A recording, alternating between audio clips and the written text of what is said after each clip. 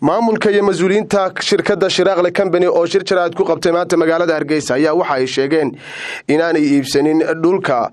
dugsiga hoose dhexe Sheekh Cali Cismaan horena loo oran jiray Riis isla markaana waxa ay tilmaameen in ay ku sameynayaan maalgashi kadib markay arkeen in iskuulkaasi dayacaad u tiro badan uu ka muuqdo. horta meel la iibiyo ma jirto iskuul anagana laga iibiyo la iibiyo ma jirto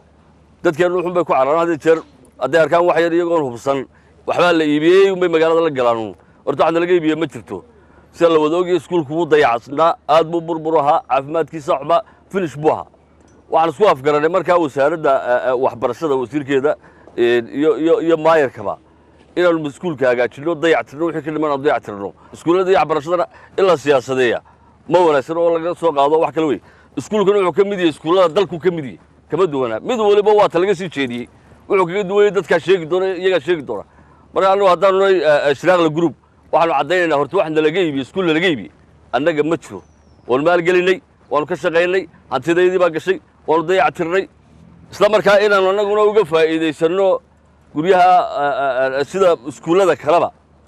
ayuunbaa meesha taalo wax kale oo yaala ma jiro saasaan dadka u sheegnaa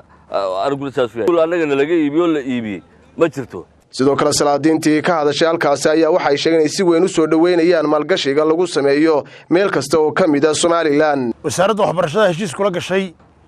inay iskuulkaas oo inay muddo badan inay dayactiraan oo ardayda jiigada ku soo darooreysay jiigada ka bedelaan oo gudihiisa oo dhan hagaajiyaan oo gidaaradiisa oo dhan wada qolfridaan iskuulo badan baa sidaas lagu sameeyay waxa kamid ah iskuulka Maxamuud Cali quraadheer baa laga dhisay iskuulka aadna ka shaqeeyay Janadaad loo jiray inay kul magaciisa laga bedelay ayaa laga dhisay iskuulada Soomaaliland badankooda caynkaas ah wala siyaasadaan u maleeyahay xisbiyadan waxaan leenahay